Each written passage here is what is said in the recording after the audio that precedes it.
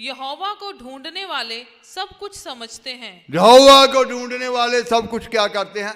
समझते हैं कि वो फिर कभी भी दुख आए वो कभी भी ऐसे बलवा नहीं करेंगे, कभी भी बुड़बुड़ाहट नहीं करेंगे। वो अपने जीवन की जांच करेंगे कि खुदा मुझसे क्या चाहते हैं। तुरंत घुटनों पे आएंगे, पाक रूह मुझे बताएं, पाक रूह मेरी सहायता करें, आप क्या चाहते हैं? मेरे अंदर ये कमजोरी आई है तो क्यों आई है? ये मांदगी आई है तो क्यों आई है? आप क्यों क्या चाहते हैं? तो खुदा अपनी एक एक इच्छा को इंसान के ऊपर क्या करते हैं? जाहिर करते हैं। तो ऐसे लोगों को फिर दुआ कराने की भी जरूरत नहीं होती, क्योंकि वो खुदा से ही जब पूछ लिया तो फिर खुदा ने कहा कि तेरी ये कमजोरी है, ये तेरा गुनाह है। अगर गुनाह मान लिया, अकान ने जब गुनाह किया था तो रोजा रख के सब बैठ गए, योशुआ भी, सब बुजुर्ग लोग भी। खुदा ने कहा रोजा रखने की जरूरत नहीं है, पाप को अपने बीच में से निकाल दो तो जीत मिल जाएगी। अक्सर कई मसीह लोग जो होते हैं वो रोजा रख के बैठ जाते हैं कि दुख आ गया, पर उसकी जांच नहीं करते कि आया क्यों है। फिर वो दूसरों को भी कहते हैं मेरे लिए दुआ करो, रोजा रख के दुआ करो।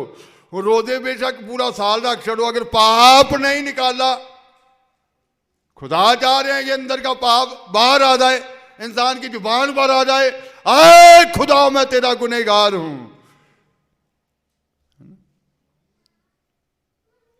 वो भजन में गाते हैं ना, विच सिकंजे फंस गई जान। इस संतरे को गाएंगे।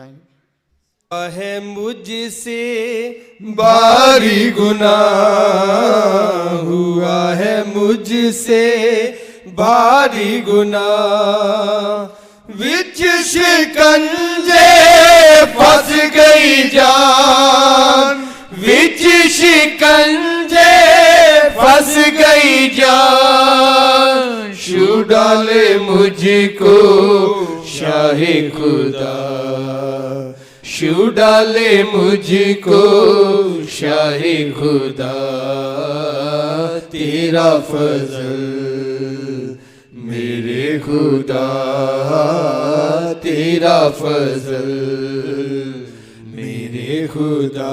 तो अपने गुनाह को मानना है।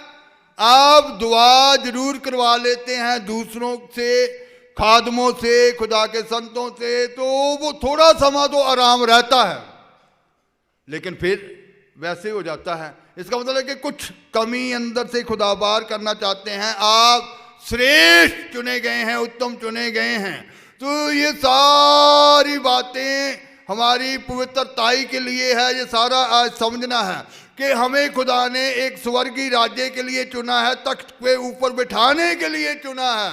तख्त के ऊपर वो बैठेगा जो उसके जोग होगा। ना, पुराने समयों में जब राजे राज करते थे तो अपने वंश में से भी उसी को बिठाते थे जो उसके जोग होता था।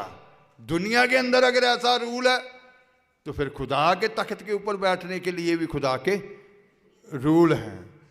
तो तख्त के ऊपर बैठने के लिए तख्त के जोग बनना है।